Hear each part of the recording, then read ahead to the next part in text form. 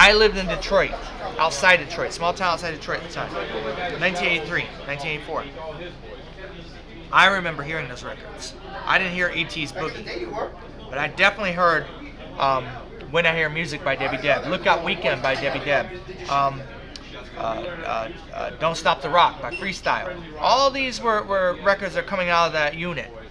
These are very notable records to the point where they've been canonized as electro classics. So if Henry Stone put us on the musical map, this outlet and this money put us on the hip-hop map, because Joe Gibbs financing cover of Rapper's Delight did not put us on the musical map. That was not the case. This did. And we could safely say Money is King at that point in 1983, 1984. And again, 1983 was the year Scarface came out.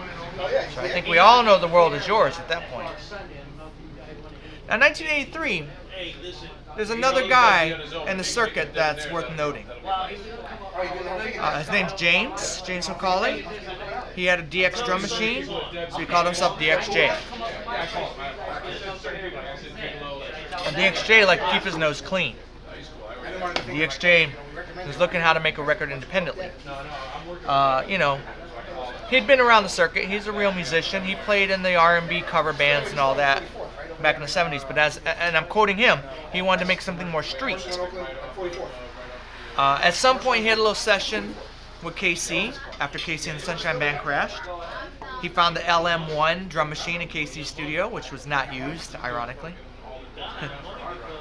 And he was partnered up with a guy named P.B. Floyd, rest in peace. And he and P.B. Floyd tried to figure out how to make a record. DXJ was hands-on. He was a musician. He liked to do what he could do. P.B. Floyd, I can't account for his wheelings and dealings. I've spoken with him once, but he was involved in the record. But at some point, they had to figure out how to get a beat laid to tape. Because again, LM1 was $5,000 in 1980. 808 was $1,000 in 1980, and even more rare. So, how are you going to get this beat? And how are you going to get it laid to tape? Well, P.B. Floyd went out and worked the circuit for a while, and he came back. I got a beat laid to tape. That was a bit of mystery for a long time, how that beat got laid to tape, and who did it, and what that was. And a guy, a session musician for Henry Stone, suddenly came out of the woodwork and said, I remember doing a record like that, but I didn't think it was all that notable.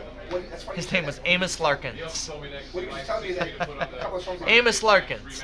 How do we begin to discuss Amos Larkins? He's in every nook and cranny of our era, our generation, our genre.